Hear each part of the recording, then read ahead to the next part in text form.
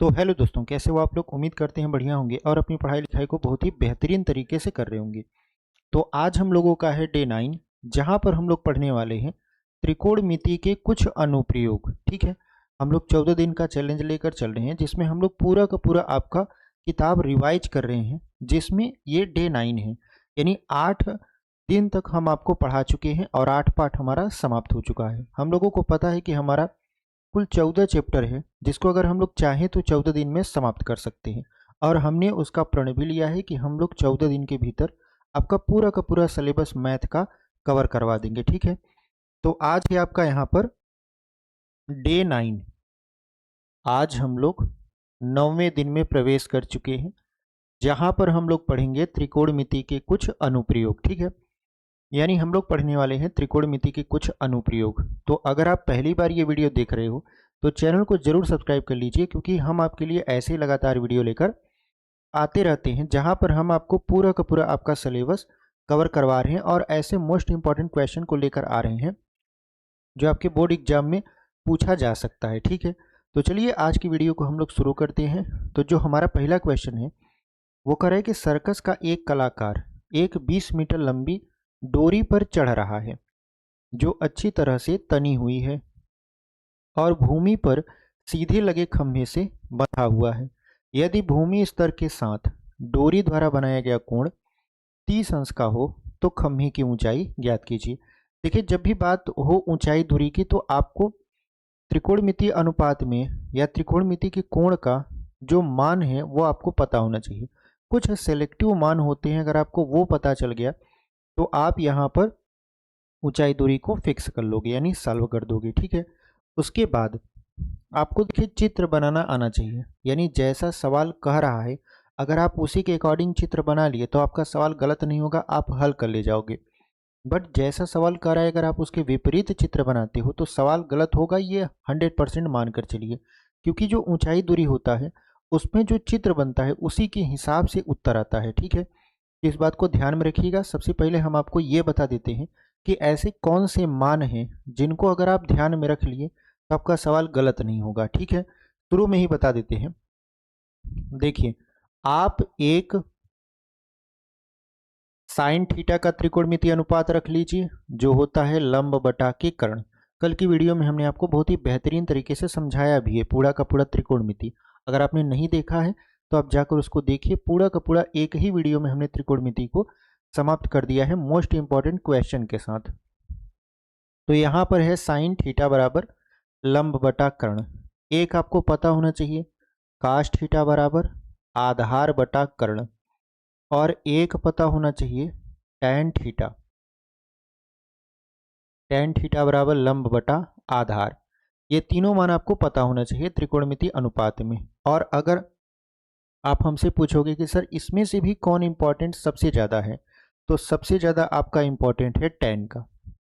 यानी ये जो तीन ठो आपके मान हैं साइन कॉस टैन, इनमें से भी अगर सबसे इंपॉर्टेंट आप हमसे पूछोगे तो ये है आपका टैन थीटा। अगर आपको इसकी वैल्यू पता है तो आप 90% सवाल हल कर ले जाओगे। 20% आपको ऐसे सवाल मिलेंगे जो या तो साइन थीटा से सॉल्व होंगे या तो कॉस थीटा से सॉल्व होंगे। अब ये तो रहा त्रिकोणमितीय अनुपात। अब थीटा की वैल्यू भी हमसे पूछी जाती है, तो देखिए हमको यहाँ पर थीटा में 30 अंश, 45 अंश और 60 अंश, इन तीनों का मान पता होना चाहिए। जैसे बात करें अगर हम साइन 30 का, तो जो साइन 30 अंश का मान होता है वो होता है 1/2। बात करें अगर साइन 45 अंश का, तो ये होता है 1/√2। बात करें अगर हम लोग साइन 60 अंश का, तो ये होता है आपका √3/2। ठीक है, ये मान आपको पता होना चाहिए। उसके बाद अगर हम लोग कॉस की बात करते हैं तो यहाँ पर कॉस 30 अंश क्या हो जाएगा, कॉस 30 अंश जो होगा वो होगा √3/2। उसके बाद यहाँ पर कॉस 45 अंश क्या हो जाएगा, 1/√2।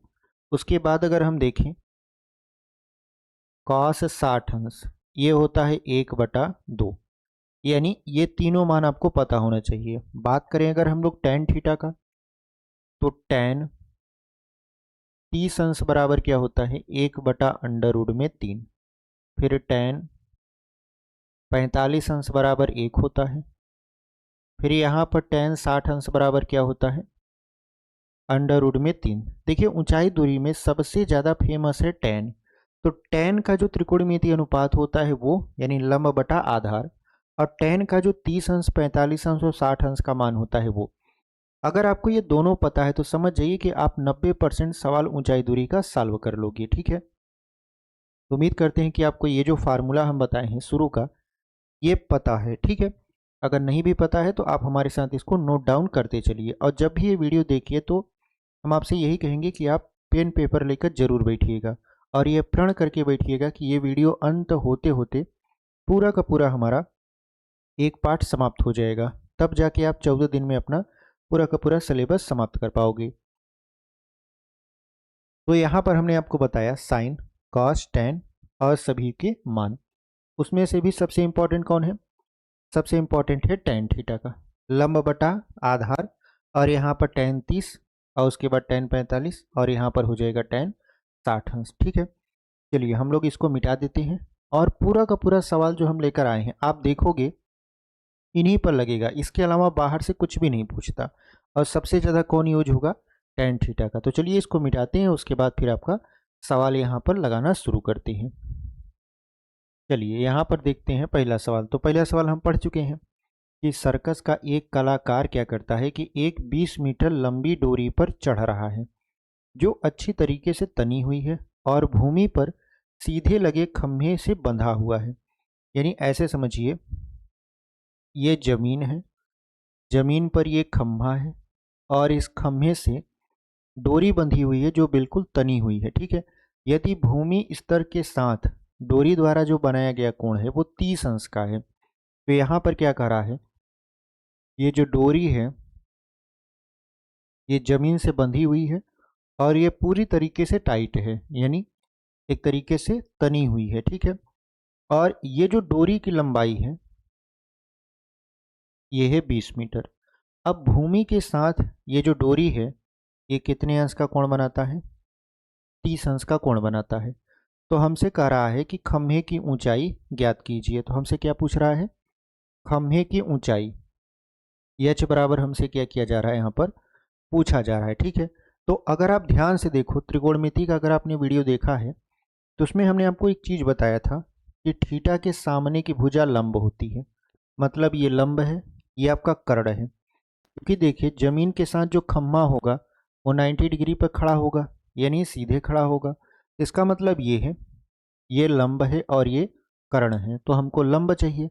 तो ऐसा कौन सा त्रिकोणमितीय अनुपात है जो लंब बटा कर्ण को बताता है? तो आप कहोगे सर साइन थीटा, क्योंकि अगर हम साइन थीटा देखें तो ये होता है लंब बटा के कर्ण। तो यहाँ पर साइन थीटा की जगह पर क्या लगाएंगे 30 अंश बराबर लंब आपका क्या है h, कर्ण क्या है? कर्ण है आपका 20। तो यहाँ पर हो गया साइन 30 अंश बराबर h बटा के 20। तो अब हम लोग साइन 30 का मान रखेंगे 1/2 और यहाँ h बटा 20। तो 2 1 कम 2 और 2 दहा में 20 हो जाएगा। तो 10 का अगर हम 1 में गुणा करा दें तो ये हो जाएगा 10 1 कम 10 बराबर h के, यानी h बराबर हम लिखना चाहें तो लिख सकते हैं इसे 10 मीटर। जो खंभे की ऊंचाई होगी वो कितना हो जाएगा? 10 मीटर हो जाएगा। ठीक है, बहुत ज़्यादा पॉपुलर ये क्वेश्चन है आपके बोर्ड पेपर से, तो इसको आप मिस मत करिएगा। तो उम्मीद करते हैं कि आपको ये समझ में आया है। ठीक है, चलिए इसको यहाँ पर मिटा देते हैं और बढ़ जाते हैं अपने अगले वाले क्वेश्चन की तरफ। चलिए अगला क्वेश्चन यहाँ पर देखिए, दूसरा वाला। ये भी बहुत ही पॉपुलर क्वेश्चन है, ये 6 नंबर में पूछा जाता है, इस बात को ध्यान में रखिएगा। ठीक है, ये 6 नंबर का क्वेश्चन है और 6 नंबर में पूछा जाएगा। बहुत बार ये 4 नंबर में भी देखने को मिल जाता है, लेकिन 4 अथवा 6 दोनों में से किसी एक में ये पूछा जाता है, ये बात ध्यान में रखिएगा। और हो सकता है कि एज इट इज़ इस साल ये क्वेश्चन रिपीट हो जाए। तो क्या कह रहा है? देखिए, जब भी आप ऊंचाई दूरी के सवाल को लगाया करिए तो इसको कहानी की तरह पढ़ा करिए, सवाल को कहानी की तरह पढ़ा करिए और अपने दिमाग में जो जो ये कह रहा है वैसा इमेज बनाते चलिए। जब आप अपने दिमाग में इमेज क्रिएट करना सीखोगे तो आपको चित्र बनाने में बहुत ही आसानी होगी। देखिए कह रहा है कि आंधी आने से एक पेड़ टूट जाता है, तो इसका मतलब ये है कि देखिए जमीन रही होगी, जमीन पर ये पेड़ रहा होगा, ये मान लेते हैं आपका ऐसे पेड़ है, ठीक है। ये जमीन पर आपका क्या है, यहाँ पर पेड़ है, इस तरीके का कुछ पेड़ बना है, ठीक है। अब आंधी आई और ये पेड़ टूट गया। जब ये पेड़ टूट गया तो कह रहा है कि इसका जो टूटा हुआ भाग है वो इस तरीके से मुड़ जाता है कि पेड़ का शिखर जमीन को छूने लगता है। मतलब आप समझो कि आंधी आई, पेड़ टूटा, टूट के कहाँ गिरेगा, जमीन पर गिरेगा। तो मान लेते हैं कि ये पेड़ टूट गया, ऐसे इस तरफ से आंधी चल रही थी और ये पेड़ क्या हुआ, उस आंधी में टूट गया। यहाँ से मान लेते हैं टूट गया, जब ये टूट जाएगा तो ऐसे इस तरीके से जमीन से जा लगेगा, ऐसे ये क्या करेगा, यहाँ पर जमीन से जा लगेगा, ठीक है। यानी पहले ये पेड़ पूरा का पूरा यहाँ पर खड़ा हुआ था, आंधी आई, टूट गया और टूटा हुआ भाग जमीन के साथ जा लगा, ठीक है। उसके बाद कह रहा है कि और इसके साथ 30 अंश का कोण बनाता है। यानी ये जो टूटा हुआ भाग है ये जमीन के साथ कितने अंश का कोण बनाता है, 30 अंश का कोण बनाता है, ठीक है। पेड़ के पाद बिंदु की दूरी जहां पेड़ का शिखर जमीन को छूता है 8 मीटर है। कहने का मतलब ये है, पेड़ का जो पाद बिंदु है, पाद बिंदु से मतलब होता है उसका जड़, ठीक है। तो जड़ से जहां पर पेड़ टूट कर गिरा है इसके बीच की दूरी कितना है, 8 मीटर है, ठीक है, 8 मीटर है। तो कह रहा है कि पेड़ की ऊंचाई ज्ञात कीजिए, यानी इस पेड़ की ऊंचाई ज्ञात करना है। तो देखिए अब जो पेड़ है वो दो भागों में बट चुका है। कौन सा, एक भाग वो जो कि अभी भी खड़ा हुआ है, जैसे ये वाला जो पार्ट है, ये वाला पार्ट अगर आप देखो यहाँ से लेकर यहाँ तक, ये वाला पार्ट अगर आप देखो तो ये अभी भी जमीन से क्या हुआ है, लगा हुआ है और खड़ा हुआ है।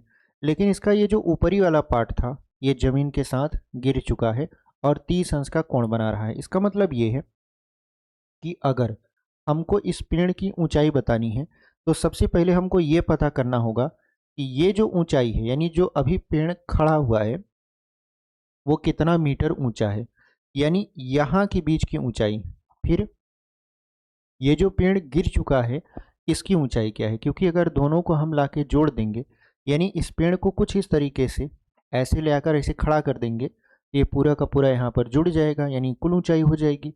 इसका मतलब ये है कि जो पेड़ खड़ा है अगर उसकी ऊंचाई हम स्मॉल एच मानते हैं और जो गिर चुका है उसकी ऊंचाई कैपिटल एच मानते हैं, तो जो पेड़ है, पेड़ यहाँ लिखेंगे पेड़ की कुल ऊंचाई,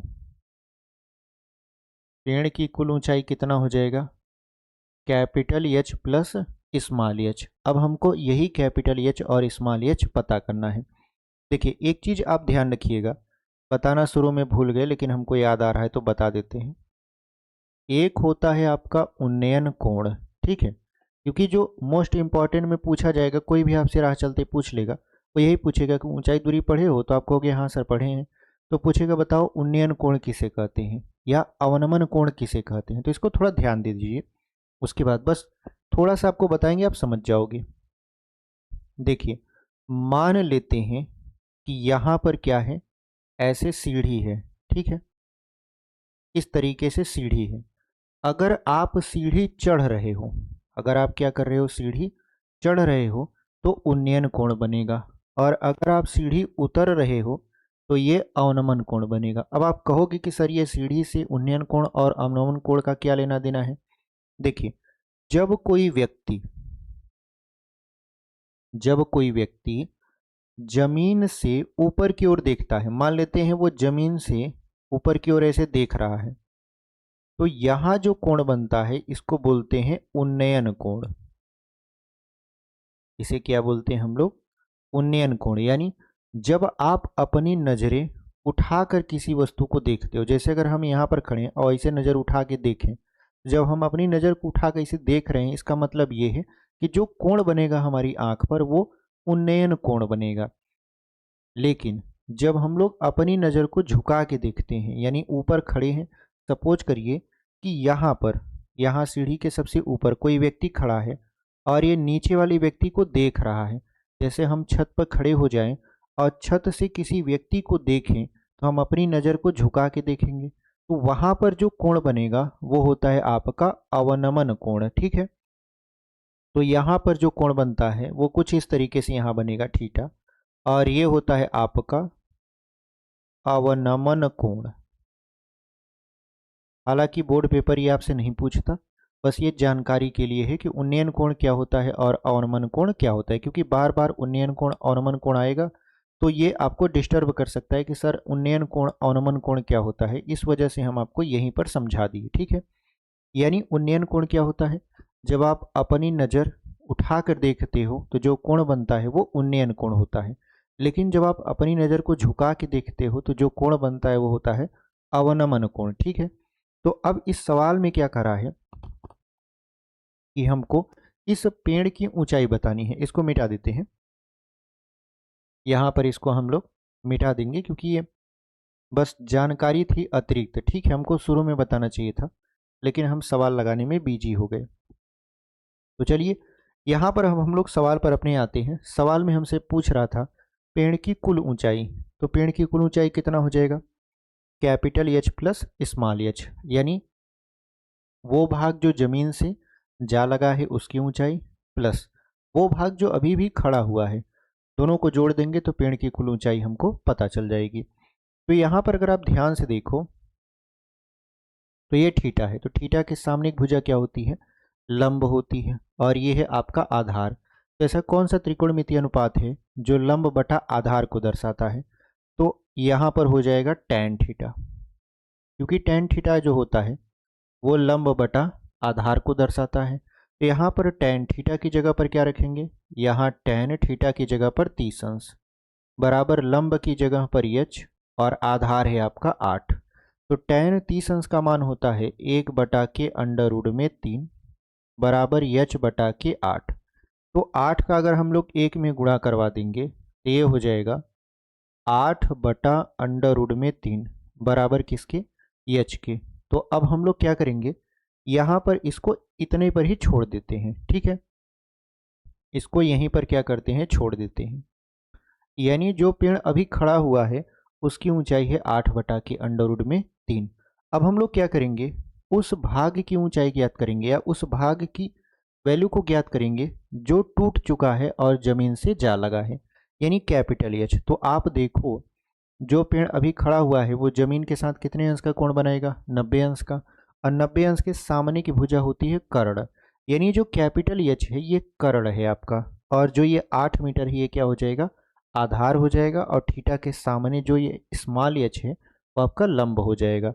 इसका मतलब ये है कि हमको कर्ण चाहिए जबकि हमको आधार पता है। तो ऐसा कौन सा त्रिकोणमितीय अनुपात है जो कर्ण बटा आधार को दर्शाता है या आधार बटा कर्ण को दर्शाता है, तो आप कहोगे सर कॉस थीटा जो है, कॉस थीटा वो आधार बटा कर्ण को दर्शाता है। कॉस थीटा बराबर क्या होता है, आधार बटा कर्ण। हमको आधार पता है और थीटा भी पता है, तो कॉस थीटा की जगह पर 30 अंश बराबर आधार जो है वो है 8 बटा कर्ण, कर्ण जो है वो आपका है कैपिटल एच। ठीक है, यानी कॉस थीटा बराबर क्या हो गया, आधार बटा कर्ण।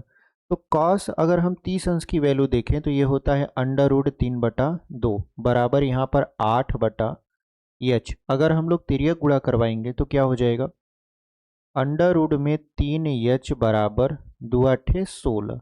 तो अंडर जो 3 है आपका, अगर हम उसको, चूंकि यहाँ पर गुणा में इधर आएगा तो भाग में हो जाएगा, तो ये हो जाएगा 16/√3, यहाँ पर मीटर लगा देंगे।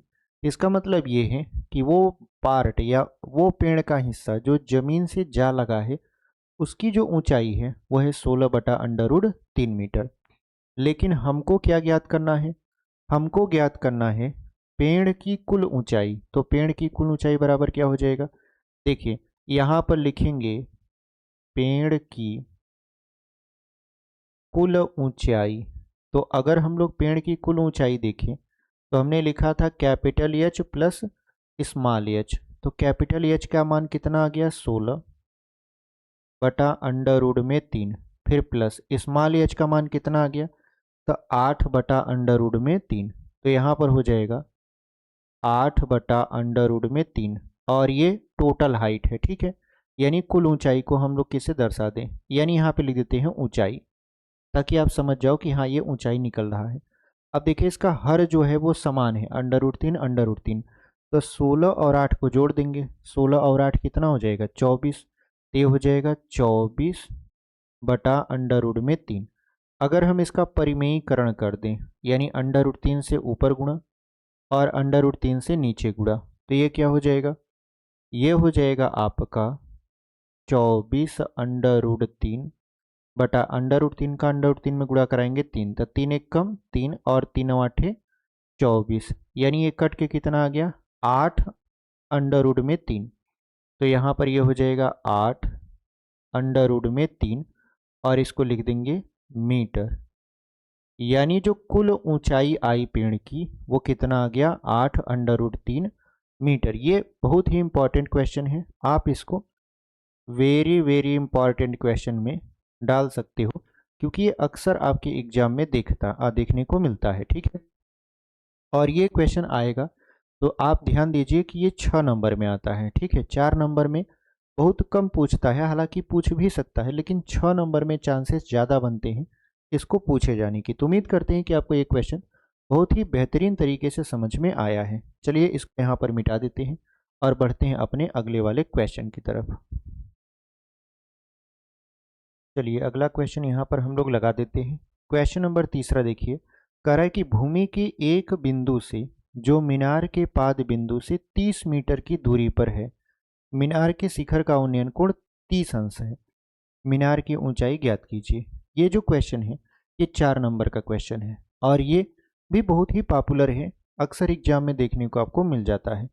तो ध्यान से अगर हम पढ़ें तो कह रहा है कि भूमि के एक बिंदु से, तो यहाँ पर देखिए मान लेते हैं जमीन है, जमीन हमेशा क्या लेंगे हम लोग समतल लेंगे, ठीक है। और मान लेते हैं ये बिंदु रहा, कह रहा है कि भूमि के एक बिंदु से जो मीनार के पाद बिंदु से 30 मीटर की दूरी पर है, मतलब यहाँ पर ऐसे मीनार खड़ी होगी, ये आपका क्या है मीनार है। इस मीनार के पाद बिंदु, यानी पाद बिंदु का मतलब होता है इसका यहाँ पर जड़, ठीक है, यानी जहां पर ये जमीन से गड़ा हुआ है। तो यहां से इस बिंदु 30 मीटर, ठीक है, यानी मीनार के पाद बिंदु से जो उस बिंदु की दूरी है वो कितना है 30 मीटर। तो कह रहा है कि मीनार के शिखर का उन्नयन कोण 30 अंश है, यानी अगर आप इस बिंदु से इस मीनार के शिखर को देखिए, ये पाद बिंदु बोला जाता है, ठीक है। ये निचला वाला जो बिंदु है उसको बोलते हैं पाद बिंदु और इसको बोलते हैं ऊर्ध्व बिंदु, ऊर्ध्व बिंदु बोलते हैं इसको, ठीक है। तो जो आपका शीर्ष होता है, जब भी शीर्ष बोले आपसे तो आप समझ जाइए कि ऊपर वाला सिरा, और जब भी पाद बिंदु बोले तो आप समझ जाइए निचले वाला सिरा, ठीक है। तो यहाँ पर कह रहा है कि अगर इस बिंदु से इसके शीर्ष को देखे, यानी मीनार के शिखर को देखे, तो कितने अंश का कोण बनाता है 30 अंश का कोण बनाता है। तो कह रहा है कि मीनार की ऊंचाई ज्ञात कीजिए। बहुत ही सरल क्वेश्चन है ये। तो यहाँ पर मीनार की ऊंचाई जिसको हम लोग एच मान लेंगे, तो देखिए ये थीटा है, थीटा के सामने एक भुजा लंब होती है, तो ये लंब है और ये क्या है आधार है। तो ऐसा कौन सा त्रिकोणमितीय अनुपात है जो लंब बटा आधार को दर्शाता है, वो है आपका tan थीटा। यानी इसमें लगाएंगे हम लोग tan थीटा बराबर लंब बटा आधार। अब थीटा की जगह पर क्या हो जाएगा 30 अंश हो जाएगा, लंब है कितना एच बटे आधार कितना है 30 है, तो tan 30 का मान कितना हो जाएगा 1/√3 और यहाँ एच बटा 20। अब इसका तिर्यक गुणा करवा देते हैं, तो तिर्यक गुणा करवा देंगे तो 20 का 1 में करवा देंगे तो ये हो जाएगा 20/√3 मीटर और ये है एच। यानी जो मीनार की ऊंचाई आई वो कितना आ गया आपका 20/√3 मीटर, और यही आपका क्या है फाइनल उत्तर है। आप चाहो तो परिमेयीकरण करा सकते हो, बट आप यहीं पर छोड़ देना, आपका सही उत्तर माना जाएगा, गलत नहीं होगा, ठीक है। तो उम्मीद करते हैं कि आपको ये सवाल समझ में आया है। बहुत ही छोटा सा क्वेश्चन था, इसी वजह से ये 2 नंबर या 4 नंबर में देखने को मिल जाता है, ठीक है। चलिए इसको यहाँ पर मिटा देते हैं और बढ़ते हैं अपने अगले सवाल की तरफ। अच्छा यहाँ पर आप देखिए थोड़ा सा, यहाँ पर 30 लिखा था, और यहाँ पर हम क्या कर दिए 20 लिख दिए, जिसकी वजह से यहाँ पर उत्तर आपका थोड़ा सा गलत आने लगा। यहाँ पर क्या होना चाहिए 30 होना चाहिए और हम लिख क्या दे रहे हैं 20। तो यहाँ पर जो 20 है उसकी जगह पर आप क्या लिखोगे, उसकी जगह पर यहाँ पर 30 लिखोगे। जब ये 30 होगा तो इसका परिमेयीकरण करा देंगे, क्योंकि जो 3 है वो 30 को काटेगा। तो ये जो होगा 30 बटा अंडर रूट में 3, तो हम लोग अंडर रूट 3 का ऊपर गुणा और अंडर रूट 3 का नीचे गुणा करा देंगे। तो यहाँ पर अंडर रूट 3 का ऊपर गुणा और अंडर रूट 3 का नीचे गुणा हो जाएगा। तो यहाँ पर जब 30 का अंडर रूट 3 में गुणा करवाएंगे तो ये हो जाएगा 30 अंडर रूट में 3, और बटा के अंडर रूट 3 और अंडर रूट 3 का जब गुणा होगा तो 3 आएगा, और ये है किसके बराबर, मीनार की ऊंचाई के बराबर है। तो देखिए 30 से काटेंगे ये 10 बार में क्या हो जाएगा, कट जाएगा, यानी 10 अंडर रूट में 3 मीटर। ये मीनार की क्या आ गई, अब ऊंचाई आ गई। ठीक है, यहाँ पर जो हमको 30 लिखना चाहिए था हम यहाँ पर 20 लिख दिए थे, जिसकी वजह से हमारा उत्तर 20 बटा में अंडर रूट 3 आ रहा था, जबकि होना क्या चाहिए 30 होना चाहिए। तो हमने 30 लिखा, तो जो फाइनल उत्तर आया वो कितना आया 10 अंडर रूट 3 मीटर, और यही हमारा क्या हो जाएगा आंसर हो जाएगा। ठीक है, तो चलिए इसको अब मिटा देते हैं, ये आपका पूरा का पूरा अब सही उत्तर है। तो चलिए इसको मिटाते हैं और अगले क्वेश्चन की तरफ हम लोग बढ़ जाते हैं। चलिए अगला क्वेश्चन यहाँ पर आपके स्क्रीन पर लगा दिए हैं। कह रहा है कि भूमि से 60 मीटर की ऊंचाई पर एक पतंग उड़ रही है। पतंग में लगी डोरी को अस्थायी रूप से भूमि के एक बिंदु से बांध दिया गया है। ठीक है, भूमि के साथ डोरी का झुकाव 60 अंश है।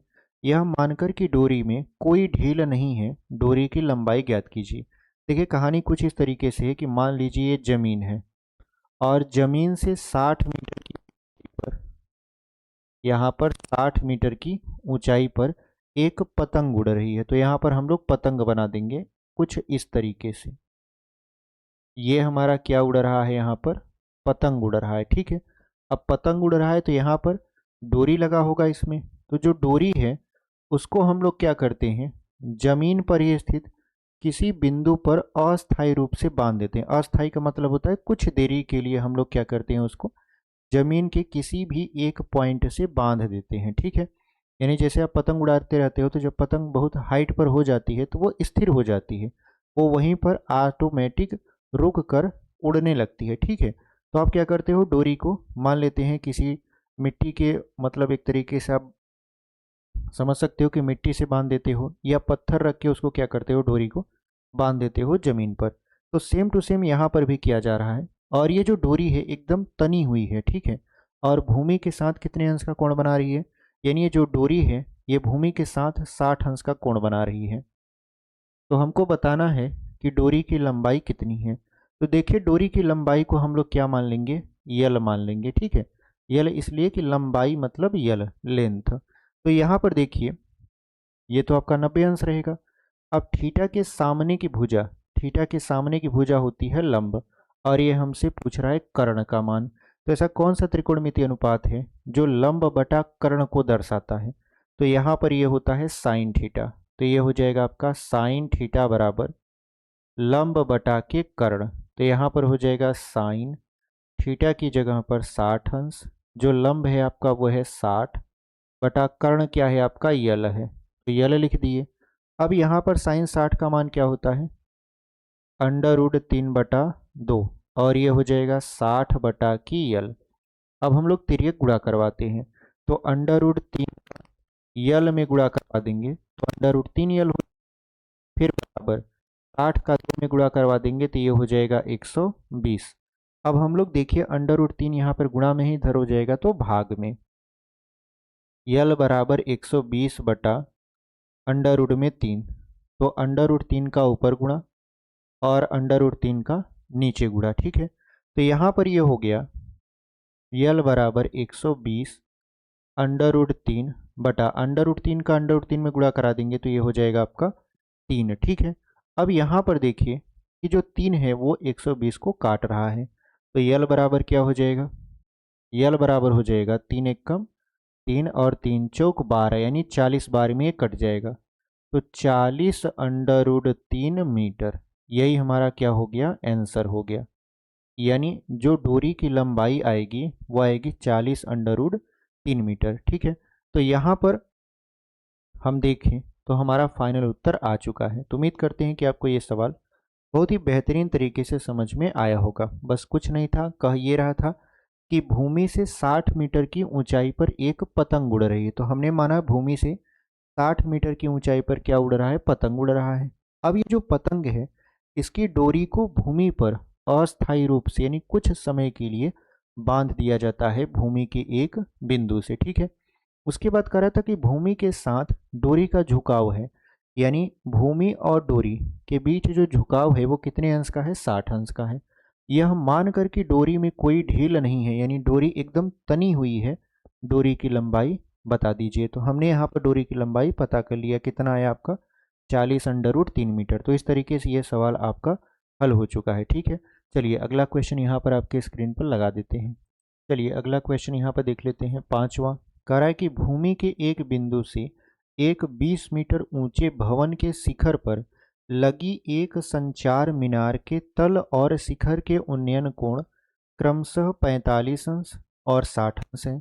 मीनार की ऊंचाई ज्ञात कीजिए। तो यहाँ पर देखिए क्या करा है कि मान लीजिए कि यह हमारा भूमि है, ठीक है, जमीन है। अब भूमि के एक बिंदु से एक 20 मीटर ऊंचे भवन के शिखर पर, तो यहाँ पर देखिए मान लेते हैं कि ये आपका भवन है। भवन मतलब घर। इसकी ऊंचाई कितना है, तो इसकी ऊंचाई है 20 मीटर। तो भवन है आपका 20 मीटर ऊंचा। ठीक है, अब भवन के शिखर पर यानी ऊंचे भवन के शिखर पर लगी एक संचार मीनार। तो इसके ऊपर क्या लगा हुआ है, एक संचार मीनार लगा हुआ है। ये आपका क्या है, संचार मीनार। बेसिकली क्या होता है, जैसे आप शहर में देखे होंगे कि घर के ऊपर ही टावर लगा दिया जाता है। ठीक है, यानी घर है और छत पर क्या किया जाता है, टावर को मतलब इस्टेब्लिश कर दिया जाता है। तो सेम टू सेम यहीं पर है कि एक घर है, ये इसका छत है, इसके ऊपर संचार मीनार लगा है, मतलब आप समझ सकते हो एक तरीके से टावर लगा हुआ है। ठीक है, अब इसी की हमको ऊंचाई पता करना है। तो इसकी ऊंचाई को हम लोग क्या मानेंगे, एच मानेंगे। लेकिन इस बिंदु से हम लोग क्या करते हैं, जब मीनार के तल को देखते हैं, मीनार का तल क्या है, देखिए ये मीनार का शीर्ष है, ये वाला ऊपर वाला पार्ट क्या है, शीर्ष है, और यहाँ इसका क्या है, तल है। ठीक है, तो कह रहा है कि इस बिंदु से अगर आप मीनार के तल को देखते हो तो वो 45 अंश का कोण बनाता है। तो यहाँ पर कितने अंश का कोण बनेगा, 45 अंश का। बट इसी बिंदु से अगर आप शीर्ष को देखते हो तो ये कितने अंश का कोण बनेगा, 60 अंश का कोण बनेगा। ठीक है, तो हमको पता करना है कि मीनार की ऊंचाई कितनी है, यानी ये जो संचार मीनार लगा हुआ है इसकी ऊंचाई कितनी है। तो चलिए पता कर लेते हैं। सबसे पहले आप ये मानोगे कि ये जो भवन का पाद बिंदु है, ये भवन का क्या है, पाद बिंदु है। इससे इस बिंदु के बीच की दूरी कितना है, तो हम लोग मानेंगे यक्स। हमें नहीं पता तो हम लोग क्या मानेंगे, यक्स मानेंगे। तो सबसे पहले क्या करते हैं, देखिए इसमें दो त्रिभुज हैं, कौन कौन सा, एक 45 अंश वाला छोटा त्रिभुज जो कि यहाँ से शुरू होता है, यहाँ चलता है, यहाँ इस तरीके से बन रहा है, और एक है 60 अंश का जो कि कुछ इस तरीके से यहाँ पर ऐसे बन रहा है। ठीक है, तो सबसे पहले हमको क्या करना है, 45 अंश वाले त्रिभुज में चलना है और देखना है कि 45 अंश के सामने की भुजा लंब होगी, यानी जो लंब है वो कितना है, 20 मीटर, और ये आपका यक्स है, ये है आधार। तो ऐसा कौन सा त्रिकोणमितीय अनुपात है जो लंब बटा आधार को बताता है, तो वो होता है tan थीटा। तो यहाँ पे लिख देंगे tan थीटा बराबर लंब बटा के आधार। ठीक है, अब यहाँ पर tan थीटा की जगह पर क्या हो जाएगा, 45 अंश बराबर लंब कितना है, 20 है, आधार कितना है, यक्स है। तो tan 45 का मान कितना होता है, 1 होता है। तो tan 45 का मान 1 बराबर क्या हो जाएगा, 20 बटा यक्स। यक्स का अगर हम लोग 1 में गुणा करा दें तो ये हो जाएगा यक्स ही बराबर कितना, 20 यहाँ पर मीटर लिख देते हैं। यानी इसका जो आधार है वो भवन की ऊंचाई के बराबर है, यानी 20 मीटर है। तो हमको आधार पता चल चुका। अब हम लोग किस में चलेंगे, 60 अंश वाले कोण में। तो 60 अंश के सामने की भुजा लंब होगा और ये है आधार जिसका मान अभी हमने निकाला है। तो ऐसा कौन सा त्रिकोणमितीय अनुपात है जो लंब बटा आधार को बताता है, तो tan है, क्योंकि tan थीटा का जो त्रिकोणमितीय अनुपात होता है वो क्या होता है आपका, वो होता है लंब बटा के आधार। अब हम लोग थीटा की जगह पर क्या रखेंगे, यहाँ पर 60 अंश, तो tan 60 अंश, क्योंकि बड़े वाले त्रिभुज में चल रहे हैं। अब देखिए बात आती है लंब की, तो लंब की बात आएगी तो ये पूरा का पूरा आपका लंब लिया जाएगा, यानी ये पूरा का पूरा ऊंचाई आपका काउंट होगा। तो पूरा का पूरा ऊंचाई कितना है, संचार मीनार प्लस भवन, तो संचार मीनार की ऊंचाई है h और भवन की ऊंचाई है 20 बटा आधार, आधार है यक्स, तो यक्स लिखते हैं। अभी हम लोग यक्स का मान रख देंगे। तो यहाँ पर देखो tan 60 अंश का मान होता है अंडर रूट और यहाँ पर h प्लस 20 बटा यक्स। अगर हम लोग यक्स की वैल्यू रख देते हैं तो कितना रखेंगे, तो यक्स की वैल्यू रखेंगे 20, तो यहाँ पर हो जाएगा अंडर रूट 3 बराबर 20 प्लस एच बटा क्या हो जाएगा 20। तो 20 से अगर हम लोग अंडर रूट 3 में गुणा करवाते हैं तो ये हो जाएगा 20 अंडर रूट 3 बराबर 20 प्लस एच, तो 20 को इस तरफ लेकर आए तो ये हो जाएगा 20 अंडर रूट 3 माइनस 20 बराबर एच के। इन दोनों में से 20 कॉमन ले लेते हैं तो बचेगा अंडर रूट 3 माइनस 1 और ये मीटर लिख देंगे बराबर किसके, एच के।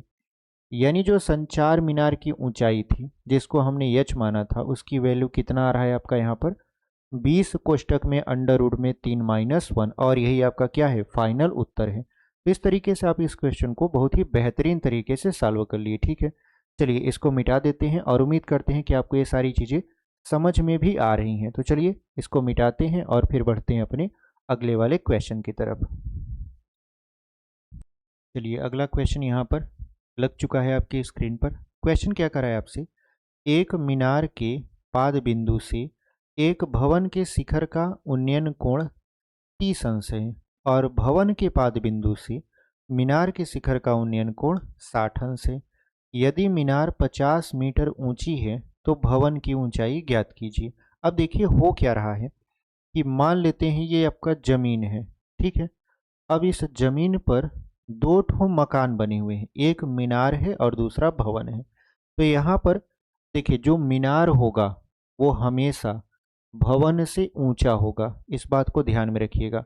तो अगर हम इसको मीनार मान रहे हैं तो इसकी ऊंचाई ज़्यादा रखेंगे, और इसको अगर हम लोग भवन मान रहे हैं तो इसकी ऊंचाई हम लोग कम रखेंगे। ठीक है, क्योंकि मीनार जो होता है वो भवन से हमेशा क्या होता है, यहाँ पर ऊंचा होता है। ठीक है, यहाँ पर हमारा भवन है और ये है मीनार।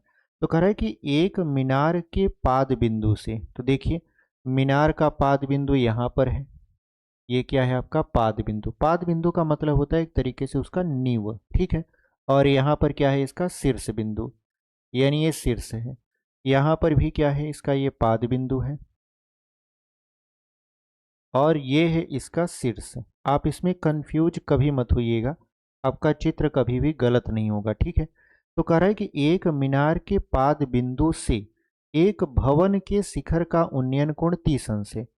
मीनार के पाद बिंदु से भवन के शिखर का उन्नयन कोण कितने अंश का है, 30 अंश का है। मतलब यहाँ से कोई व्यक्ति अगर भवन के शिखर को देखता है तो कितने अंश का कोण बनाता है, 30 अंश का कोण बनाता है। ठीक है, उसके बाद फिर कह रहा है कि और भवन के पाद बिंदु से, भवन ये रहा, इसका पाद बिंदु यहाँ है, तो यहाँ से मीनार के शिखर का उन्नयन कोण कितना है, 60 अंश है।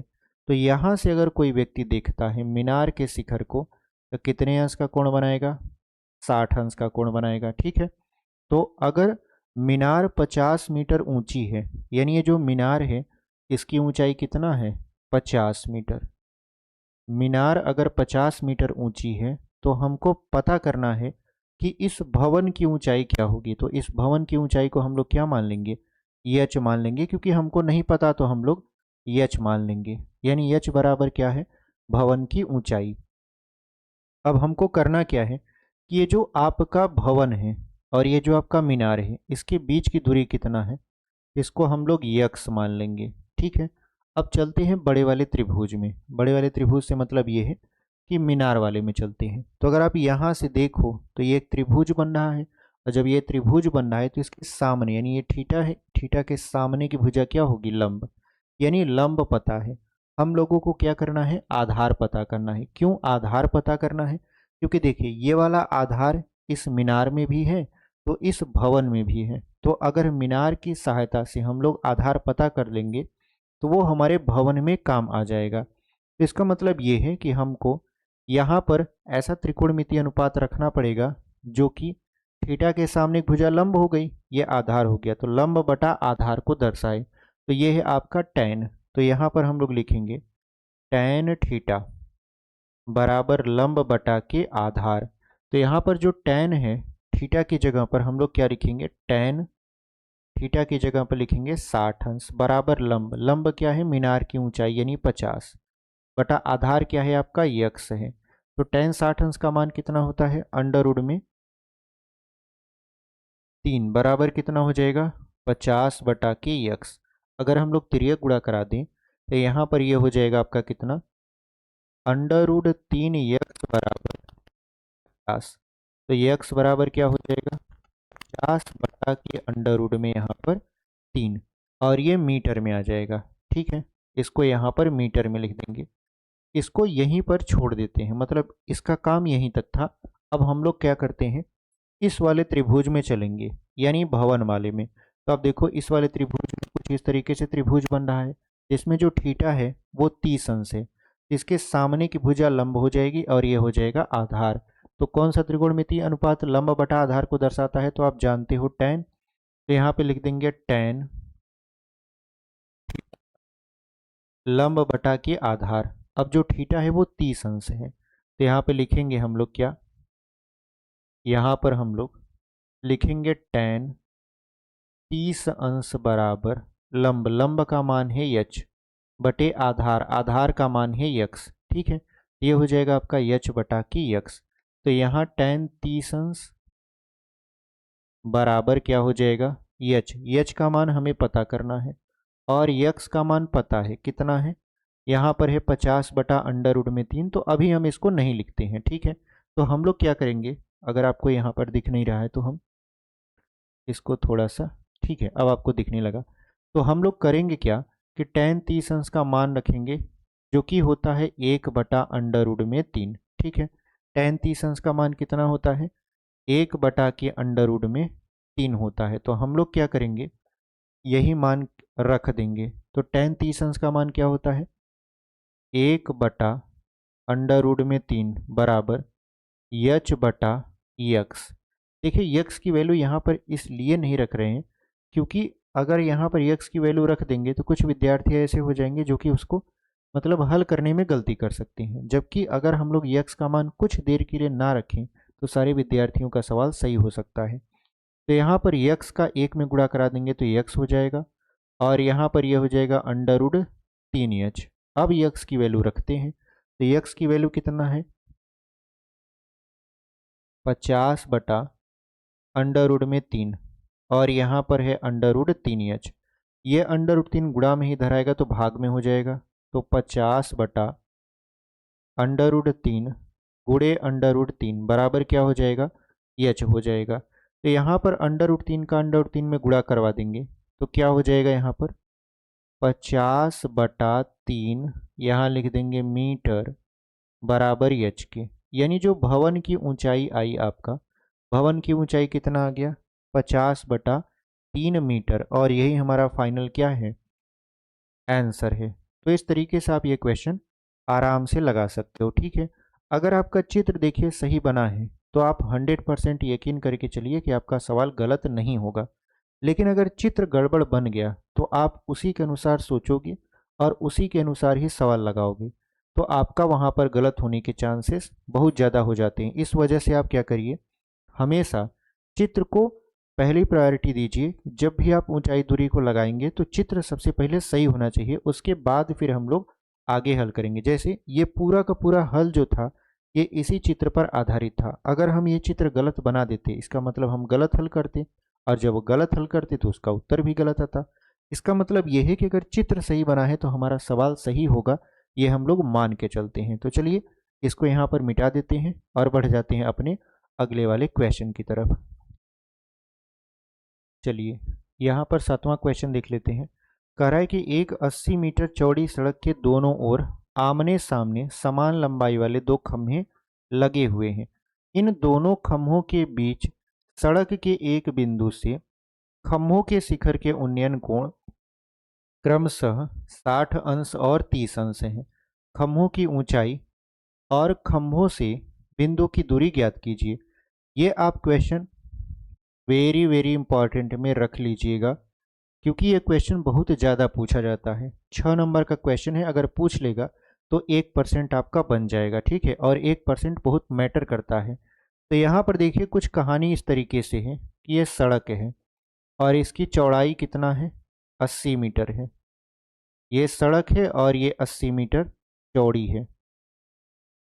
अब इसके दोनों किनारों पर, यहाँ पर भी और यहाँ पर भी समान लंबाई के दो खंभे लगे हुए हैं, मतलब इनकी जो ऊंचाइयां हैं वो बराबर हैं। तो अगर इसकी ऊंचाई h मान ले तो इसकी भी ऊंचाई कितना मानना पड़ेगा, h मानना पड़ेगा। अब सड़क के मान लेते हैं एक बिंदु से, हमने ये वाला बिंदु चुना।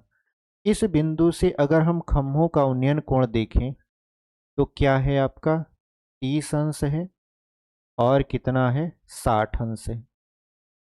30 अंश और कितना है 60 अंश है, ठीक है। हमसे कह रहा है कि खंभों की ऊंचाई बता दीजिए और ये जो बिंदु है ये पहले खंभे से कितना दूर पर है और दूसरे खंभे से कितना दूर पर है, इसको बता दीजिए। तो मान लेते हैं ये वाला जो बिंदु है वो पहले खंभे से a मीटर की दूरी पर है, तो दूसरे खंभे से कितना हो जाएगा 80 माइनस a मीटर। अब 80 माइनस a मीटर क्यों हुआ, क्योंकि देखिए कुल अगर हम देखें लंबाई इसके बीच तो 80 मीटर है।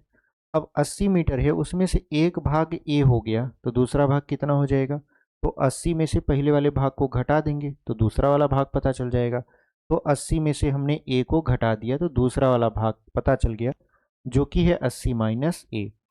अब हम लोग करेंगे क्या कि अगर हम देखें ये थीटा है तो थीटा के सामने की भुजा लंब हो जाएगी, ये भी थीटा है तो थीटा के सामने की भुजा लंब हो जाएगी। तो ऐसा कौन सा त्रिकोणमितीय अनुपात है जो लंब बटा आधार को बताएं, तो वो होता है आपका tan। तो यहाँ पर हम लोग लगाएंगे tan थीटा बराबर लंब बटा के आधार से। हम लोग सबसे पहले 30 अंश वाले त्रिभुज में चलेंगे। तो अगर हम देखें यहाँ पर तो ये हो जाएगा tan थीटा की जगह पर 30 अंश बराबर लंब, लंब का मान हम लोग h रखेंगे बटा आधार का मान हम लोग रखेंगे a। तो जो tan 30 अंश का मान होता है वो होता है 1 बटा के √3 और यहाँ पर h बटा के a। तो हम लोग करेंगे क्या कि तिर्यक गुणा करवा देंगे। तो जब तिर्यक गुणा कराएंगे तो a बराबर क्या हो जाएगा, √3 का h में गुणा कराएंगे √3h हो जाएगा। इसको हम लोग समीकरण 1 मानकर छोड़ देते हैं यहीं पर, ठीक है। ये आगे चलकर हमको काम देगा। अब हम लोग इस वाले त्रिभुज में चलते हैं जहाँ पर ये लंब है और ये आधार है, तो लगेगा tan थीटा ही। तो हम लोग यहाँ पे लिखेंगे tan थीटा बराबर लंब बटा आधार। तो यहाँ पर tan थीटा की जगह पर 60 अंश बराबर लंब, लंब का मान क्या है h है, आधार, आधार का मान क्या है, ठीक है। अब हम लोग tan 60 अंश का मान रखते हैं जो कि होता है √3 बराबर क्या हो जाएगा h बटा के 80 माइनस a। अब हम लोग करेंगे क्या कि इसका इसमें तिर्यक गुणा करवा देंगे। तो जब हम लोग तिर्यक गुणा करवा देंगे तो ये हो जाएगा √3 और 80 माइनस a का गुणा करेंगे तो 80 माइनस a बराबर ये हो जाएगा h के। अब हम लोग क्या करेंगे अंदर इसका गुणा करवा देंगे तो ये हो जाएगा 80 √3 माइनस 3 का √3 का a में गुणा होगा तो √3a बराबर कितना h के। अब a की वैल्यू आपने निकाल के रखा है, कहाँ पर है a की वैल्यू निकाल के रखा है, तो यहाँ पर है आपका। तो 80 √3 माइनस √3 गुणे a का मान है √3h। तो a की जगह पर हम लोग क्या रख रहे हैं, ए का मान अंडर रूट में 3h, तो यहाँ पर रख देते हैं अंडर रूट में 3h बराबर हो जाएगा h के। तो ये हो गया 80 under root 3 minus under root 3 का अंडर रूट 3 में गुणा कराएंगे तो हो जाएगा 3h बराबर h के। माइनस 3h उस तरफ जाएगा तो क्या बन जाएगा, प्लस 3h बन जाएगा। यानी प्लस 3h और h तो है ही, ये 3 और 1 कितना हो जाएगा, 4h हो जाएगा। यानी 80 अंडर रूट 3 बराबर 4h। तो 4 से अगर 80 को काटें तो 20 बार में कट जाएगा, यहाँ हो जाएगा अंडर रूट 3 और मीटर लिख देंगे बराबर h के। यानी प्रत्येक जो खम्भे की ऊंचाई है वो कितना आ गया, 20 अंडर रूट 3 मीटर। अब हमको ये पता करना है ये जो पहला वाला खम्भा है इस बिंदु से कितने मीटर की दूरी पर है और दूसरा वाला खम्भा इस बिंदु से कितने मीटर की दूरी पर है। तो इसके लिए हमको a का मान पता करना होगा। तो a बराबर देखिए क्या दिया है, a बराबर हमने निकाल के रखा है a बराबर अंडर रूट में 3h। a बराबर क्या रखा है, अंडर रूट में यहाँ पर 3h लिखा है, ठीक है, अंडर रूट में 3h लिखा है। अब a की वैल्यू हमको पता करना है तो यहाँ पर अंडर रूट 3 गुणित h का मान क्या है, 20 अंडर रूट में 3। तो यहाँ पर अंडर रूट 3 का अंडर रूट 3 में गुणा होगा तो ये हो जाएगा 20 गुणित 3। तो 20 तिहाई कितना हो जाएगा यहाँ पर 60 मीटर। a का मान कितना आ गया, 60 मीटर। इसका मतलब ये है कि ये वाला जो पहला वाला खम्भा है वो इस बिंदु से 60 मीटर की दूरी पर होगा और दूसरा वाला खम्भा कितना हो जाएगा, तो दूसरा वाला जो खम्भा है वो था आपका 80 माइनस ए। तो 80 माइनस ए का मान है 60, तो 80 में से 60 जाएगा क्या बचेगा, 20 मीटर। यानी जो दूसरा वाला खम्भा है वो उस बिंदु से 20 मीटर की दूरी पर रहेगा, ठीक है। तो यहाँ पर पहला वाला खम्भा आपका 60 मीटर की दूरी पर आया और दूसरा वाला खम्भा 20 मीटर की दूरी पर आया, जबकि प्रत्येक खम्भे की ऊंचाई कितना है, 20 अंडर रूट 3 मीटर। तो ये आपका पूरा का पूरा यहाँ पर सवाल हल हो चुका है। तो उम्मीद करते हैं कि आपको ये सवाल समझ में आया है। ये 6 नंबर का क्वेश्चन है और ये अक्सर पूछा जाता है, इसको आप देख कर जाइएगा, हो सकता है कि इस साल भी आपका ये रिपीट हो जाए। तो चलिए इसको हम लोग यहाँ पर मिटा देते हैं और बढ़ते हैं अपने अगले वाले क्वेश्चन की तरफ। चलिए यहाँ पर 8वां क्वेश्चन लगा दिया गया है आपकी स्क्रीन पर। क्वेश्चन क्या कर रहा है कि एक नहर के एक तट पर एक टीवी टावर ऊर्ध्वाधर खड़ा है। तो ऐसे समझिए कि ये नहर है ऐसे और ये पानी ऐसे बह रहा है इसमें, ठीक है, ये पानी आपका बह रहा है। इसके एक किनारे पर यहाँ पर क्या खड़ा हुआ है, एक टीवी टावर खड़ा हुआ है। तो इसको मानेंगे क्या, ये है आपका टीवी टावर। देखिए सवाल पढ़ते जाएंगे और चित्र बनाते जाएंगे। अब यहाँ तक हम पढ़ चुके कि एक नहर है और नहर के एक किनारे पर एक टीवी टावर खड़ा है। आगे पढ़ते हैं, कह रहा है कि टावर के ठीक सामने, ये टावर है तो इसके ठीक सामने, तो सामने क्या पड़ेगा, दूसरा किनारा।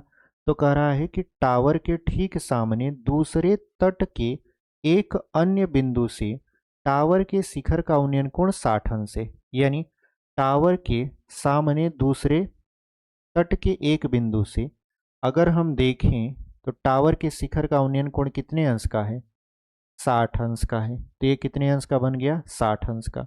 उसके बाद कह रहा है कि इसी तट पर, यानी इस वाले बिंदु के तट पर, यानी दूसरे वाले तट पर, कह रहा है कि इस बिंदु से 20 मीटर दूर, यानी इस बिंदु से 20 मीटर और आप पीछे आ जाइए, 20 मीटर दूर एक और बिंदु से, ठीक है, 20 मीटर दूर और इस बिंदु को मीनार के पाद से मिलाने वाली रेखा पर स्थित एक अन्य बिंदु से टावर के शिखर का उन्नयन कोण 30 अंश है। मतलब इस तट से 20 मीटर दूरी पर एक बिंदु यहाँ पर हम मान लेते हैं और यहाँ से अगर हम देखें तो जो उन्नयन कोण है वो कितने अंश का है, 30 अंश का है, ठीक है।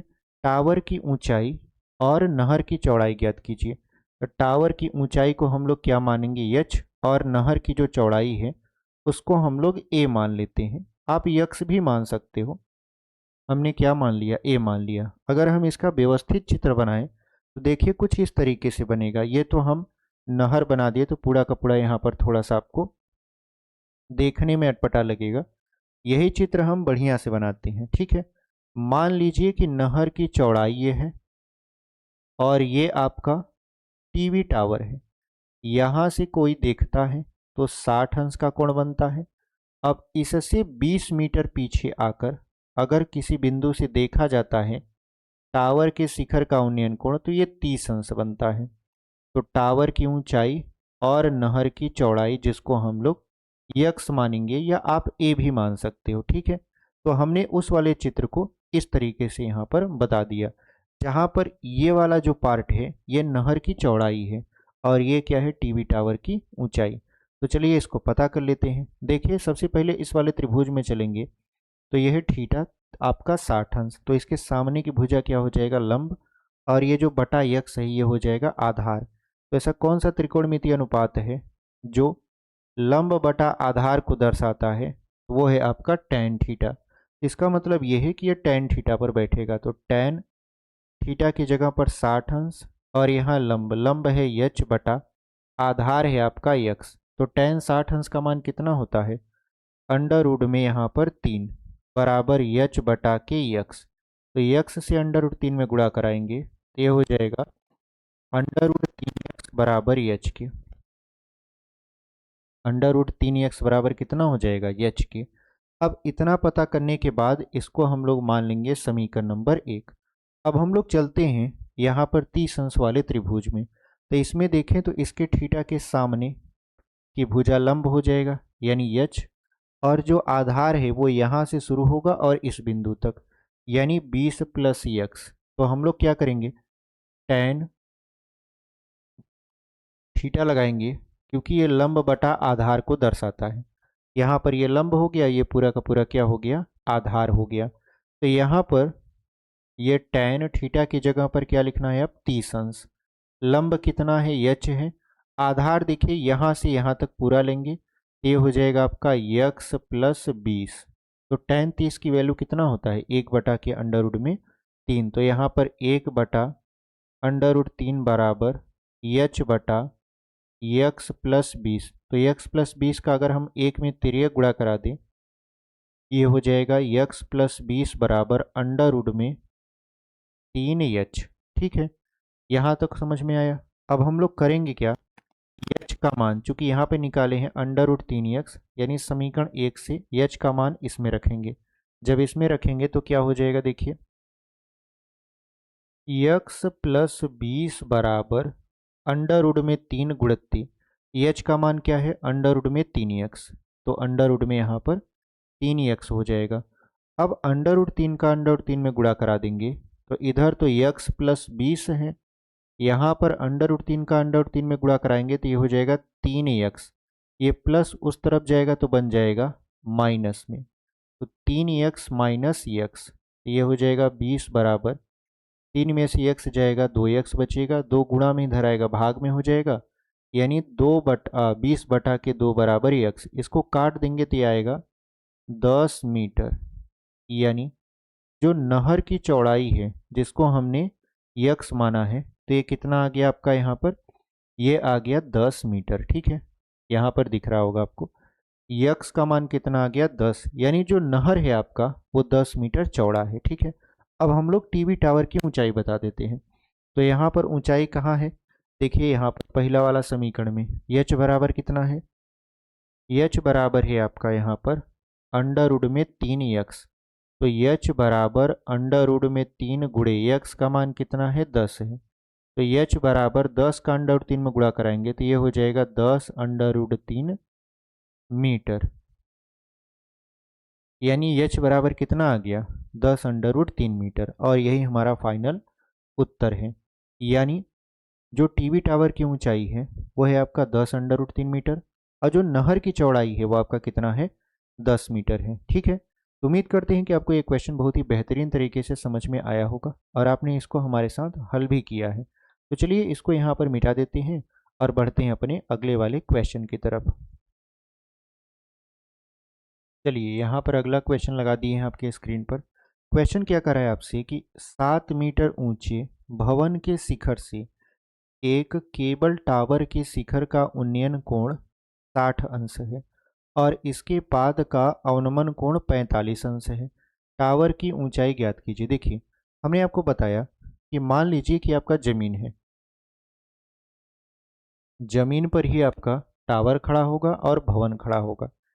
जो टावर होता है वो अक्सर घर से बड़े बनाए जाते हैं। आप देखा करो, आसपास जो मोबाइल टावर लगे हैं वो आपके घर से काफ़ी बड़े हैं, ठीक है, यानी काफ़ी ऊंचाई में है। तो इसका मतलब ये है कि जो टावर होगा वो अधिक ऊंचा होगा और जो आपका भवन होगा वो आपका थोड़ा कम ऊंचा होगा, है कि नहीं है। तो लिखा है 7 मीटर ऊंचे भवन के शिखर से, यानी ये भवन है तो भवन कितने मीटर ऊंचा है?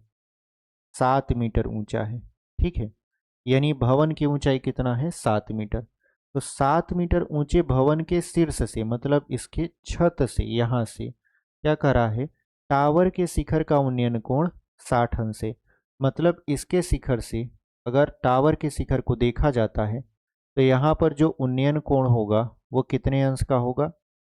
60 अंश का होगा। देखिए, ये जमीन के समांतर हम क्या किए हैं, रेखा खींच दिए हैं ताकि यहाँ पर कोण बन सके, ठीक है। उसके बाद कह रहा है और इसके पाद का अवनमन कोण 45 अंश है। मतलब यहाँ पर जो व्यक्ति है वो करता क्या है कि एक बार टावर के शिखर को देखता है तो 60 अंश का कोण बनता है। अब वो वहीं पर खड़े हुए वो टावर के पाद बिंदु को देखता है, मतलब निचले वाले बिंदु को देखता है। तो जब यहाँ से ये देखेगा तो कितने अंश का कोण बनाता है? तो ये बनाता है 45 अंश का। कितने अंश का कोण बनाएगा? 45 अंश का। तो कह रहा है कि टावर की ऊंचाई ज्ञात कीजिए। अब देखिए, ये जो 7 मीटर है यहाँ से यहाँ तक, तो ये जो रेखा हम खींचे हैं ये जमीन वाली रेखा के समानांतर है। जब ये समानांतर है तो ये 7 है तो ये भी कितना होगा? 7 मीटर होगा। कहाँ से कहाँ तक? यहाँ से लेकर यहाँ तक 7 मीटर है, ठीक है। अब देखिए, यहाँ से लेकर यहाँ तक हम लोग क्या मानते हैं? एच मानते हैं। तो बेसिकली अगर हमसे पूछा जाए कि टावर की ऊंचाई बता दीजिए, तो टावर की ऊंचाई जो होगा वो हो जाएगा पूरा यहाँ से लेकर यहाँ तक, मतलब ये वाला ऊंचाई है तो ये वाला ऊंचाई है तो एच प्लस यहाँ पर हो जाएगा ये 7 और ये मीटर में, यानी जो टावर की कुल ऊंचाई होगी वो कितना हो जाएगा? H plus 7 metre. तो अगर हमको किसी तरीके से एच की वैल्यू पता चल जाए तो उसमें 7 जोड़ देंगे तो पूरा का पूरा टावर की ऊंचाई पता चल जाएगा। तो यहाँ पर देखिए, जो जमीन है यानी जो आधार है उसको हम लोग क्या मानेंगे? यक्स मानेंगे, क्योंकि हमको पता नहीं है। तो हम लोग सबसे पहले ये 45 अंश वाले त्रिभुज में चलते हैं। तो यहाँ पर 45 अंश है तो इसके सामने की भुजा क्या हो जाएगा? लंब हो जाएगा और ये हो जाएगा आधार। तो ऐसा कौन सा त्रिकोणमितीय अनुपात है जो लंब बटा आधार को दर्शाता है? तो वो है टेन थीटा। टेन थीटा बराबर क्या होता है? लंब बटा के आधार। तो यहाँ पर टेन थीटा की जगह पर है 45 अंश बराबर लंब कितना है? 7, क्योंकि लंब है भवन की ऊंचाई जो कि है 7 मीटर बटे आधार को हमने यक्स मान रखा है। तो टेन 45 अंश का मान कितना होता है? 1 होता है। 1 बराबर बटा, फिर ये गुणा करवा देते हैं तो ये हो जाएगा यक्स बराबर 7 यहाँ पर मीटर, यानी टावर और भवन के बीच की जो दूरी है वह है 7 मीटर। तो क्या ये हमारी ऊंचाई आ गई? नहीं। अब देखिए, ये 7 है तो इसी के समांतर हम यहाँ से यहाँ की रेखा खींचे हैं तो ये भी कितना होगा? 7 मीटर होगा, यानी ये आधार भी कितना होगा? 7 मीटर ही होगा, ठीक है। अब हमको करना क्या है कि हमको इस वाले त्रिभुज में देखना है, इस वाले त्रिभुज में, इस वाले यानी 60 अंश वाले त्रिभुज में देखना है। इसके सामने की भुजा क्या हो जाएगा? लंब हो जाएगा और ये आपका आधार हो जाएगा जो कि है 7 मीटर। तो हम लोग इसमें भी क्या लगाएंगे? Tan theta. क्यों टेन थीटा लगाएंगे? क्योंकि लंब बटा आधार को टेन ही दर्शाता है। तो यहाँ पर जो टेन है, टेन तो ठीक है लेकिन थीटा की जगह पर अब क्या हो गया? 60 अंश बराबर लंब, लंब है आपका यच बटा आधार, आधार है आपका कितना? 7। तो टेन 60 अंश का मान कितना होता है? अंडर रूट में 3। तो यहाँ पे रख देते हैं अंडर रूट में 3 बराबर हो जाएगा एच बटा के 7, फिर ये गुणा करा देते हैं 7√3 बराबर यच के, यानी यच की जो वैल्यू आई वो कितना आ गया 7√3। क्या ये हमारा टीवी टावर का ऊंचाई है? नहीं, क्योंकि हमने आपको शुरू में ही लिखा था टावर की ऊंचाई बराबर है यच प्लस 7। तो अगर हम लोग लिखें यहाँ पर टावर की ऊंचाई, तो टावर की ऊंचाई क्या है आपका यच प्लस 7 है। तो यच का मान हमने निकाला है 7√3, फिर प्लस क्या है आपका 7।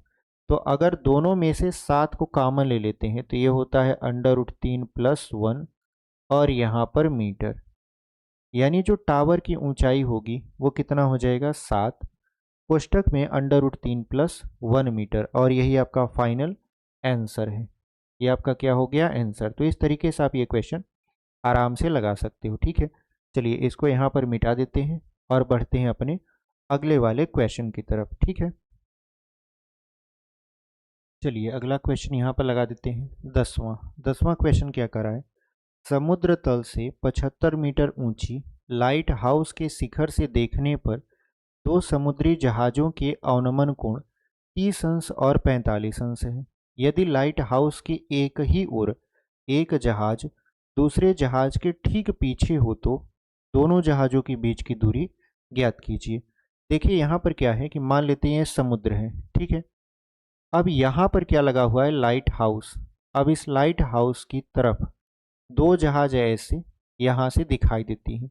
मान लेते हैं एक जहाज यहाँ पर है और दूसरी जहाज यहाँ पर है, ठीक है। ये दो जहाजें हैं। व्यक्ति क्या करता है, लाइट हाउस से देखता है इस वाली जहाज को तो 30 अंश का कोण बना रहा है, लेकिन ये वाली जहाज को देखता है तो ये कितने अंश का कोण बना रहा है 45 अंश का। और ये लाइट हाउस जो है वो 75 मीटर ऊंचा है। तो हमको ये बताना है कि इन दोनों जहाज़ों के बीच की दूरी क्या है। तो यहाँ पर इन दोनों जहाज़ों के बीच की दूरी हम ए मान लेंगे, जबकि पहली जहाज और लाइट हाउस के बीच की दूरी को हम लोग यक्स मानते हैं, ठीक है। तो सबसे पहले क्या करेंगे, सबसे पहले यहाँ पर 45 अंश वाले त्रिभुज में चलेंगे। तो 45 अंश के सामने की भुजा लंब हो जाएगा और ये हो जाएगा आधार। तो इसका मतलब ये है कि इसमें हमारा tan थीटा लगेगा, क्योंकि tan थीटा ही लंब बटा आधार को दर्शाता है। तो यहाँ पर tan थीटा की जगह पर क्या हो जाएगा 45 अंश, लंब है आपका 75 और आधार है यक्स। tan 45 का मान कितना होता है 1 होता है, तो 1 रख दीजिए, ये हो जाएगा 75 बटा के यक्स।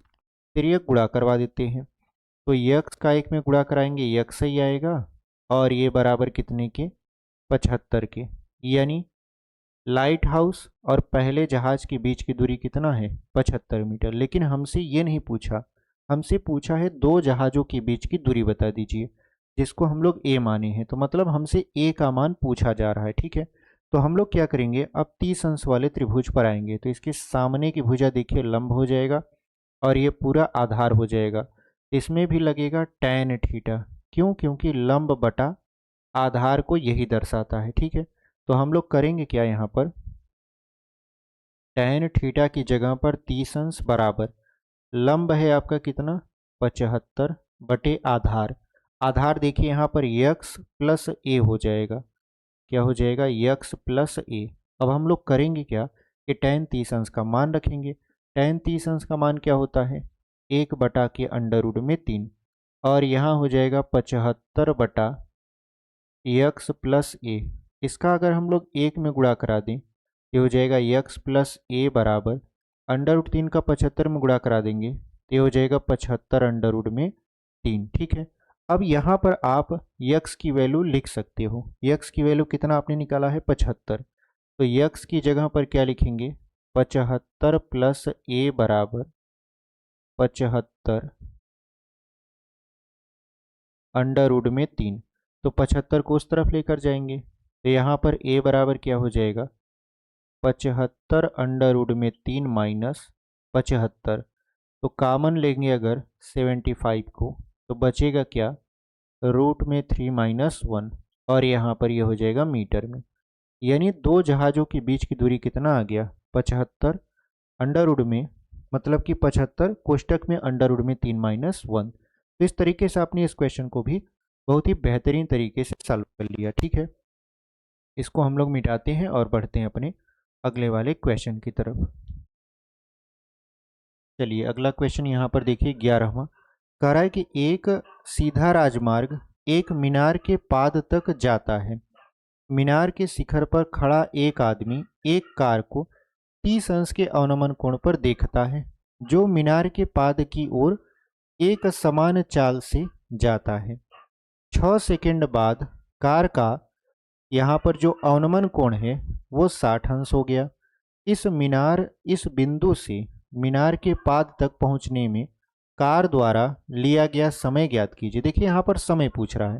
बेसिकली ये है सवाल कि यहाँ पर ये रोड है, ठीक है, और यहाँ से कार जा रही है। यहाँ से क्या कर रही है? कार जा रही है। यहाँ पर खड़ा है आपका क्या? यहाँ पर खड़ा है मीनार, ठीक है, ये क्या है? आपका मीनार है।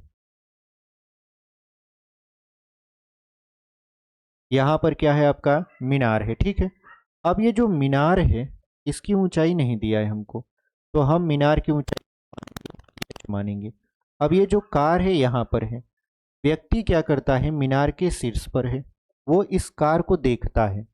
जब कार को देखता है तो कार जो कोण बनाती है वो 30 अंश का बनाती है, यानी जो अवनमन कोण है वो कितने अंश का बनता है? 30 अंश का बनता है।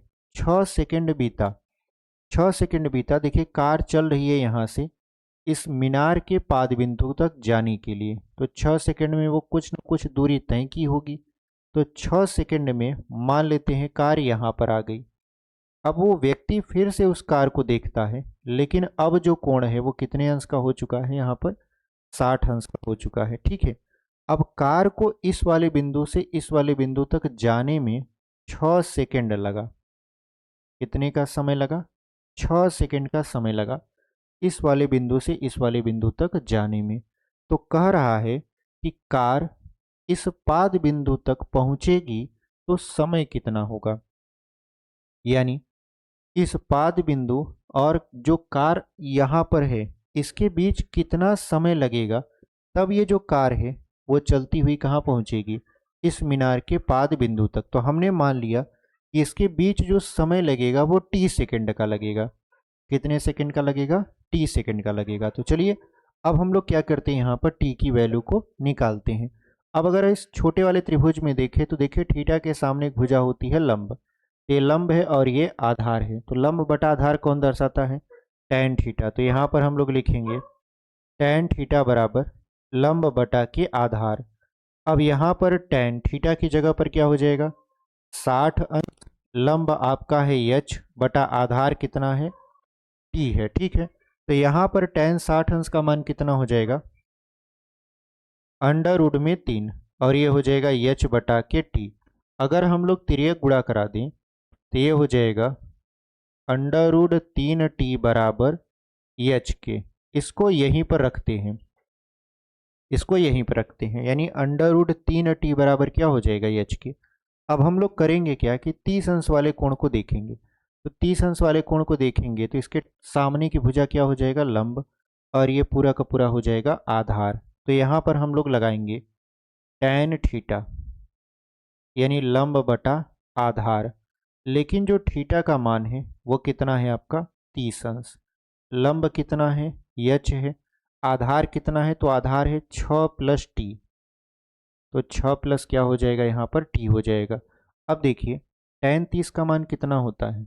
tan 30 का मान होता है 1 बटा अंडर रूट में 3 बराबर h, और यहाँ पर हो जाएगा 6 प्लस टी। अब देखिए आपने h की वैल्यू को निकाल के रखा है।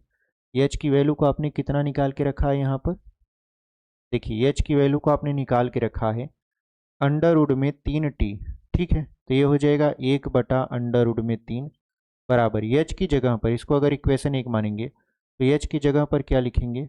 अंडर रूट 3t बटा 6 प्लस टी।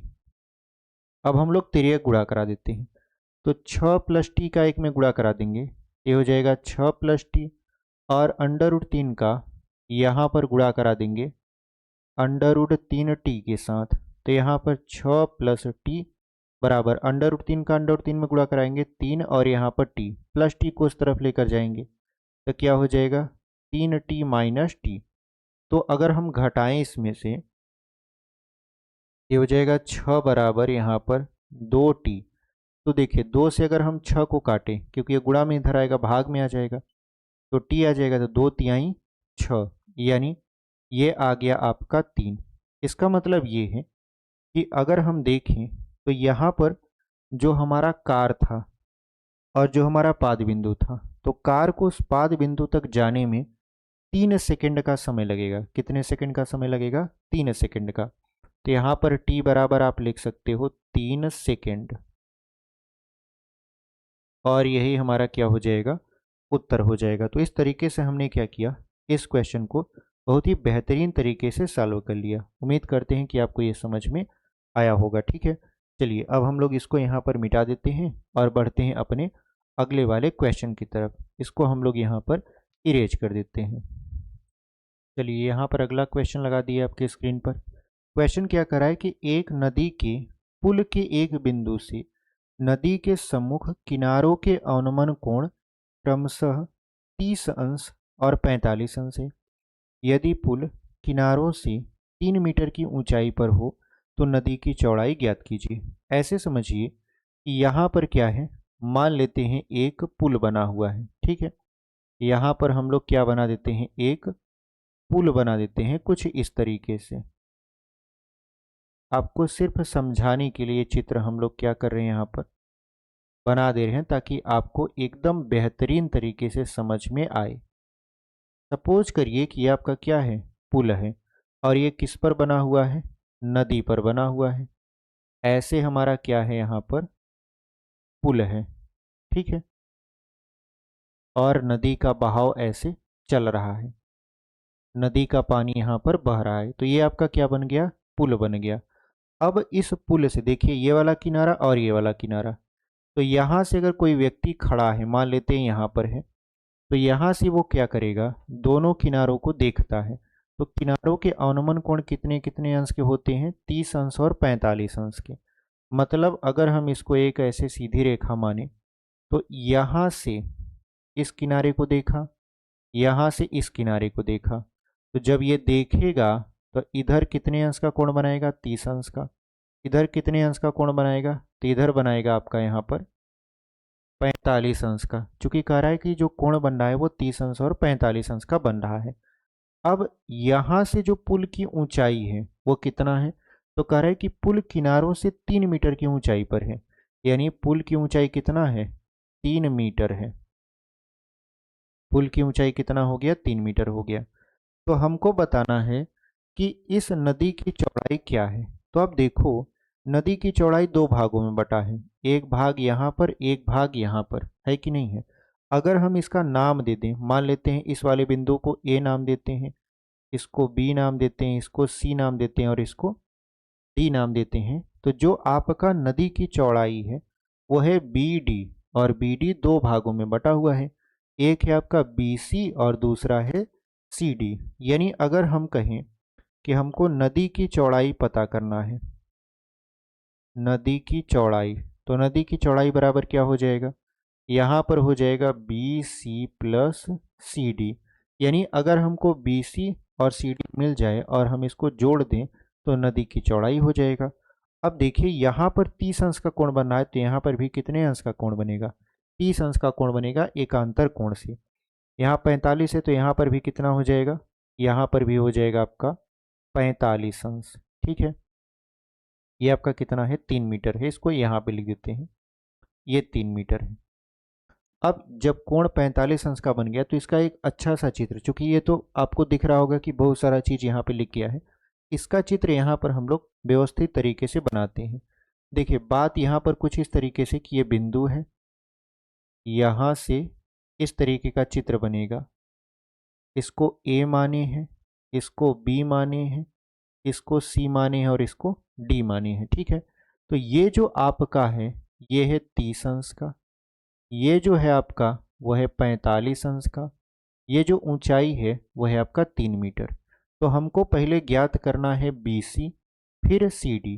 तो आप अगर 30 अंश वाले कोण में चलते हो, यानी हम त्रिभुज ए बी सी में अगर चलें, ये थीटा है तो थीटा के सामने एक भुजा लंब हो जाएगा और ये जो बी सी है ये आधार हो जाएगा। तो ऐसा कौन सा त्रिकोणमितीय अनुपात है जो लंब बटा आधार को दर्शाता है? तो ये है आपका tan थीटा। तो यहाँ पर थीटा का मान कितना रखेंगे? थीटा का मान रखेंगे 30 अंश बराबर लंब, लंब का मान है 3 बटा आधार है आपका BC। tan 30 का मान कितना होता है? 1/√3 और ये हो जाएगा 3/BC। तो BC का अगर हम लोग तिर्यक गुणा करा दें एक में, ये हो जाएगा BC बराबर √3 का 3 में गुणा तो ये हो जाएगा 3√3 मीटर, यानी BC का मान कितना हो गया? 3√3 मीटर हो गया। अब चलते हैं ADC में। तो अगर हम बात करें ADC में तो हमको क्या लेना पड़ेगा? tan थीटा बराबर लंब बटा के आधार। क्यों? क्योंकि थीटा के सामने की भुजा लंब है और बटा में हमारा जो CD है वो आपका आधार है, तो हम यहाँ पर tan थीटा लगा देंगे। तो tan थीटा का मान है यहाँ पर 45 अंश बराबर लंब, लंब का मान है 3 बटा आधार, आधार है आपका CD। tan 45 का मान 1/3 और यहाँ पर CD यानी 3/CD। अगर हम लोग तिर्यक गुणा करवा देंगे तो CD का 1 में गुणा कराएंगे तो ये हो जाएगा CD बराबर 3 मीटर। अब अगर हमको नदी की चौड़ाई पता करनी है तो नदी की चौड़ाई बराबर क्या था? BC plus CD। तो BC का मान हमको पता है कितना है? 3/3, फिर प्लस CD का मान क्या है? 3 है। तो यहाँ पर 3, यहाँ पर 3, 3 कामन ले लेंगे तो बनेगा क्या? √3 + 1 और यहाँ पर मीटर, और यही आपका फाइनली उत्तर हो जाएगा। तो इस तरीके से हमने इस क्वेश्चन को सॉल्व कर लिया। यानी नदी की चौड़ाई कितना आएगा? 3 कोष्टक में √3 + 1 मीटर। उम्मीद करते हैं कि आपको ये क्वेश्चन समझ में आया है। ठीक है, अब ऊंचाई दूरी जो है आपका पूरी तरीके से समाप्त हो चुका है। यानी ये जो 12 क्वेश्चन हम करवाए हैं ये एकदम मोस्ट इंपॉर्टेंट क्वेश्चन है आपके बोर्ड पेपर के लिए। अगर आप ये 12 क्वेश्चन करके जाते हो पेपर में तो आपको इसमें से 1-2 क्वेश्चन जो कि पूछेगा वो बचना फिक्स होता है। तो यहाँ पर हो सकता है कि वो क्वेश्चन डायरेक्ट इसी क्लास से आ जाए। तो उम्मीद करते हैं कि आपको ये चीज़ें समझ में आई हैं। वीडियो को हम लोग यहीं पर ख़त्म करते हैं। अगर आप अभी तक चैनल पर नए हैं और चैनल को सब्सक्राइब नहीं किए हैं तो चैनल को सब्सक्राइब कर लीजिए। वीडियो पसंद आया है तो लाइक कर दीजिए, अपने दोस्तों तक भी इसे शेयर कर दीजिए। तो मिलते हैं आपसे कल डे यहाँ पर 9 में, चूँकि 9 नहीं 10 यानी 10वें दिन में, जहाँ पर हम लोग पढ़ रहे होंगे वृत्त। वृत्त को भी हम लोग एक ही क्लास में पूरा का पूरा यहाँ पर समाप्त कर देंगे। ठीक है, तो चलिए मिलते हैं आपसे कल की वीडियो में। तब तक के लिए ऐसे ही पढ़ते रहिए और आगे बढ़ते रहिए।